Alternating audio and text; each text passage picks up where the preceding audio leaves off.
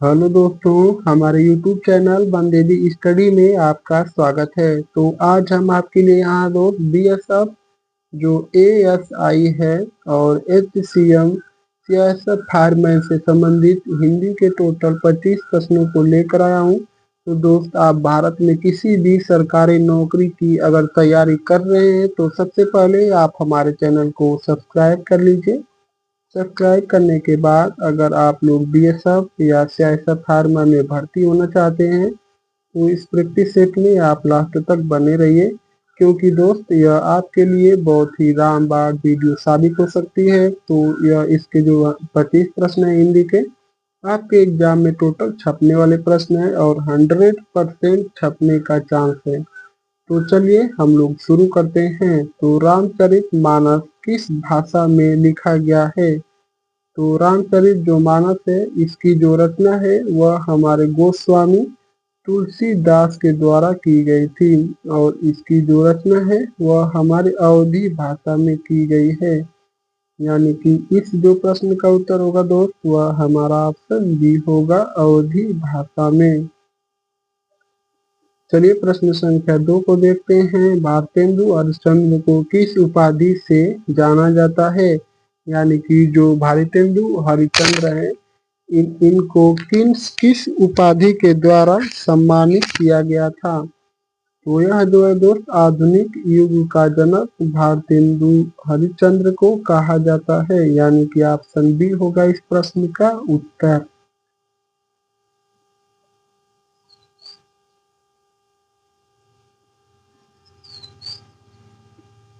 अगला प्रश्न को देखते हैं दोस्त।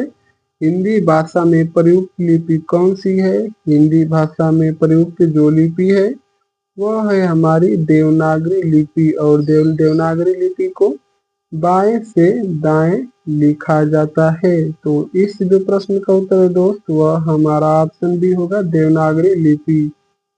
अगला प्रश्न है कामायनी काव्य की सॉरी दोस्त, कामायनी किस काव्य शैली में लिखा गया है? तो यह जो है दोस्त, यह जो कामायनी है इसकी रचना हमारे जयशंकर प्रसाद के द्वारा की गई है। तो यह किस काव्य शैली में लिखी गई है? तो यह जो है दोस्त, महाकाव्य में लिखी गई है। महाकाव्य के शैली में यह आती है कामायनी। यानी कि इस जो प्रश्न का उत्तर है वह हमारा ऑप्शन भी होगा, महाकाव्य। अगला प्रश्न को देखते हैं। गोदान किस लेखक की रचना है? तो गोदान हमारे मुंशी प्रेमचंद जी की रचना है। मुंशी प्रेमचंद,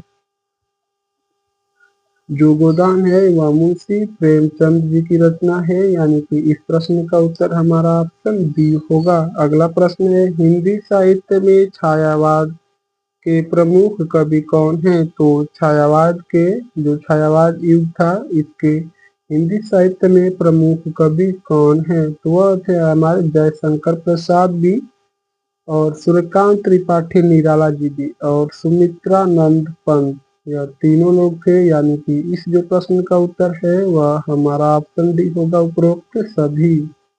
अगला प्रश्न है, हिंदू शब्द का सर्वप्रथम प्रयोग किसने किया था? तो जो हिंदू शब्द है इसका सर्वप्रथम जो प्रयोग है वह किसने किया था? तो हिंदू शब्द का सबसे पहले जो प्रयोग है वह फ्रांसीसियों ने किया था। यानी कि इस जो प्रश्न का उत्तर है वह हमारा ऑप्शन ए होगा, फ्रांसीसियों ने सर्वप्रथम हिंदू शब्द का प्रयोग किया था। अगला प्रश्न है, हिंदी दिवस किस दिन मनाया जाता है? तो हिंदी दिवस प्रत्येक वर्ष, राष्ट्रीय हिंदी दिवस प्रत्येक वर्ष 14 सितंबर को मनाया जाता है। और जो विश्व हिंदी दिवस है वह दोस्त प्रत्येक वर्ष 10 जनवरी को मनाया जाता है। तो इस जो प्रश्न का उत्तर है वह हमारा ऑप्शन बी होगा, 14 सितंबर। अगला प्रश्न है, हिंदी साहित्य का प्रथम कहानी संग्रह कौन सा है? तो हिंदी साहित्य का जो प्रथम कहानी संग्रह है वह कौन सा है? तो वह है हमारा सुदर्शन। यानी कि इस जो प्रश्न का उत्तर है दोस्त, सुदर्शन। यानी कि इस जो प्रश्न का उत्तर है वह हमारा ऑप्शन डी होगा, सुदर्शन। हिंदी साहित्य का प्रथम कहानी संग्रह सुदर्शन है, ऑप्शन डी होगा इस प्रश्न का उत्तर। अगला प्रश्न है, विद्यापति किस भाषा के कवि हैं? यह जो विद्यापति है यह किस भाषा के कवि हैं? तो जो विद्यापति है दोस्त, यह हमारे मैथिली भाषा के कवि हैं। विद्यापति मैथिली भाषा के कवि हैं, यानी कि इस प्रश्न का उत्तर हमारा ऑप्शन बी होगा। अगला प्रश्न है, तुलसीदास किस युग के कवि थे? जो हमारे तुलसीदास हैं यह किस युग के कवि थे? तो जो तुलसीदास है दोस्त, यह हमारे भक्ति काल के कवि थे। तो इस जो प्रश्न का उत्तर है दोस्त, वह हमारा ऑप्शन ए होगा, भक्ति काल। अगला प्रश्न है, पृथ्वी राज रासो के रचयिता कौन है? तो पृथ्वी राज रासो की जो रचयिता है वह है हमारे चंद्र बरदाई, यानी कि इस जो प्रश्न का उत्तर है वह हमारा ऑप्शन ए होगा, चंद्र बरदाई। अगले प्रश्न को देखते हैं, हिंदी साहित्य में प्रथम निबंधकार कौन माने जाते हैं? तो हिंदी साहित्य में जो प्रथम निबंधकार हैं वह कौन माने जाते हैं? तो वह हमारे आचार्य रामचंद्र शुक्ल जी को हिंदी साहित्य का प्रथम निबंधकार माना जाता है, यानी कि इस जो प्रश्न का उत्तर है वह हमारा ऑप्शन बी होगा। अगला प्रश्न है, जो कबीरदास जी हैं यह किस जाति के थे? तो कबीरदास हमारे जुलाहा जाति के थे। जो कबीरदास है यह हमारे जुलाहा जाति के थे, यानी कि इस जो प्रश्न का उत्तर है वह हमारा ऑप्शन बी होगा। और कबीरदास जी के द्वारा बीजक की रचना की गई थी। आप लोग को कैसे याद करना है कि बीजक ही कबीरदास जी की रचना है? तो देखिए यहाँ बी मिल रहा है, बी, और यहाँ भी बीच में बी लिखा है, ठीक है। कबीर और बीजक से मिल रहा है ना, इस तरह से आप लोग को याद कर लेना है। आधुनिक हिंदी कविता का प्रारंभ किससे माना जाता है? तो आधुनिक जो हिंदी कविता का प्रारंभ है यह किससे माना जाता है? तो सबसे पहले दोस्त आप लोग ऑप्शन को देख लीजिए, इसके बाद हमारे प्रश्न का उत्तर दीजिए।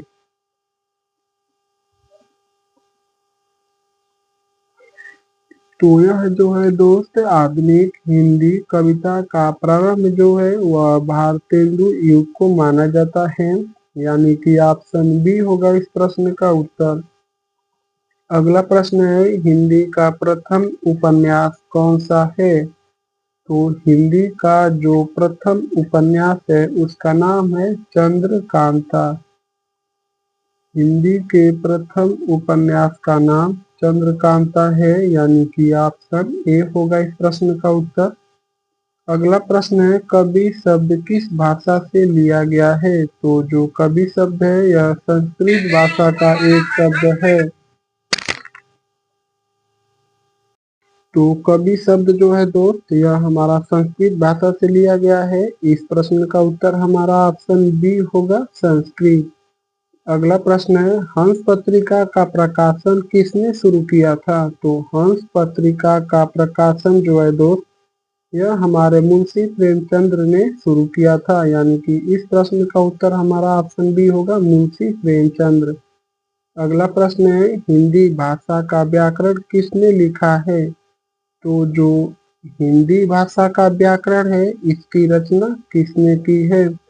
तो हिंदी भाषा के व्याकरण की जो रचना है वह हमारे आचार्य किशोरी दास वाजपेयी ने की है, यानी कि ऑप्शन सी होगा इस प्रश्न का उत्तर। अगला प्रश्न है, दूरदर्शन शब्द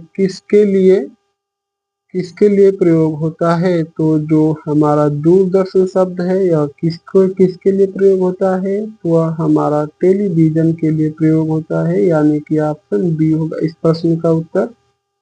अगला प्रश्न है, हिंदी साहित्य का आदिकाल का समय बताना है आपको। जो आदिकाल किसे कहा जाता है, यानी हिंदी साहित्य का समय क्या थी? तो यह जो समय है इसकी दोस्त वह हमारे 1050 से लगभग 1350 तक, यानी कि इस जो प्रश्न का उत्तर है वह हमारा ऑप्शन ए होगा 1050 से 1350 तक। अगला प्रश्न है हिंदी में मुहावरा किसे कहते हैं? तो मुहावरा किसे कहते हैं? देखिए दोस्त, यह जो लोकोक्ति होती है, मैं आप लोग को बहुत अच्छी जानकारी दे रहा हूँ, इसको आप लोग अच्छे से ध्यान में रखें, ठीक है। यह जो लोकोक्ति है, यह सीधा सीधा अर्थ छोड़ती है। लोकोक्ति हमारी सीधा सीधा अर्थ छोड़ती है, यानी कि मतलब जैसी लोकोक्ति है वैसा ही इसका अर्थ भी होगा, ठीक है। और यह जो मुहावरा है यह अपना उल्टा अर्थ छोड़ता है, यानी कि विपरीत अर्थ छोड़ता है। जैसे मुहावरा कोई है 9 2 11 होना, तो इसका अर्थ भाग जाना होता है, तो यह एक प्रकार का विपरीत, मतलब विपरीत प्रकार से यह अर्थ छोड़ता है मुहावरा। तो विशेष प्रकार के अर्थ देने वाले शब्द समूह मुहावरे कहलाते हैं, यानी कि इस जो प्रश्न का उत्तर है दोस्त वह हमारा ऑप्शन बी होगा, विशेष प्रकार के अर्थ देने वाले शब्द समूह। अगला प्रश्न है अलंकार का शाब्दिक अर्थ क्या है? तो सबसे पहले आप लोग अलंकार का मतलब संधि विच्छेद अच्छे से करना सीख लीजिए, क्योंकि यह आपके एग्जाम में 100% छपने वाला प्रश्न है, ठीक है। तो इसको ऐसे लिखा जाता है अलम, अलम ऐसे और धन कार, यानी कि इसको मिलाकर अलंकार हो गया, ठीक। और अलंकार के हमारे प्रमुख रूप से 2 भेद होते हैं, एक है हमारा शब्दालंकार, ठीक है, और एक शब्दालंकार और दूसरा अर्थालंकार। यह तो हिंदी भाषा में, ठीक है दोस्त, हिंदी भाषा में 2 ही अलंकार होते हैं। अगर आपको संस्कृत भाषा में कहेगा तो संस्कृत में 3 होते हैं, एक यह, एक 2 और तीसरा हमारा उभया अलंकार। इसको आप अच्छे से याद कर लीजिए, ठीक है। तो इस जो प्रश्न का उत्तर है दोस्त यह जो अलंकार का अर्थ है यह शोभा, आभूषण या गहना, इसलिए इस जो प्रश्न का उत्तर होगा दोस्त वह हमारा जो होगा वह ऑप्शन बी होगा, आभूषण होगा, ठीक है। तो आप लोग इसको ध्यान में रखेंगे, ऑप्शन बी आभूषण दिया है। अलंकार का अर्थ आभूषण होता है। अगला प्रश्न है कृष्ण गीता किसके द्वारा रचित है? जो यह कृष्ण गीता है यह किसके द्वारा रचित है? तो यह हमारी सूरदास जी के द्वारा रचित है। और सूरदास की और प्रमुख रचना है सूर और सूरसागर, यानी कि इस जो प्रश्न का उत्तर है दोस्त वह हमारा ऑप्शन बी होगा, सूरदास। अगला है और आज के प्रैक्टिस सेट का हमारा लास्ट प्रश्न है हिंदी साहित्य के किस कवि को युग चेतना का कवि कहा जाता है? तो हिंदी साहित्य के किस कवि को युग चेतना का कवि कहा जाता है? तो यह हमारा लास्ट प्रश्न था। इस प्रश्न का उत्तर दोस्तों आप लोग को कमेंट करके बताना है, तो आप लोग जल्दी जल्दी कमेंट करके बताइए। तो चलिए मैं आप लोग को कुछ महत्वपूर्ण जानकारियां देना चाहता हूं। अगर दोस्त आप लोग हमारे YouTube चैनल पर अगर पहली बार आए हैं तो आप लोग किसी भी सरकारी नौकरी की तैयारी कर रहे हैं तो सबसे पहले आप हमारे चैनल को सब्सक्राइब कर लीजिए। सब्सक्राइब करने के बाद आप हमारे इस प्रैक्टिस सेट में सॉरी दोस्तों, लाइक भी जरूर से कर दीजिए, ठीक है। अच्छी लगी है आप लोग को वीडियो तो लाइक जरूर से कर दीजिए।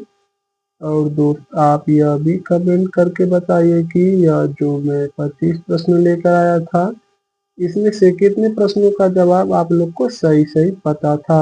अगर आप लोग को किसी भी प्रकार की समस्या है तो आप हमसे कमेंट करके पूछ सकते हैं। तो आप लोग का बहुत बहुत धन्यवाद दोस्तों, हम वीडियो को यहीं पर क्लोज करते हैं।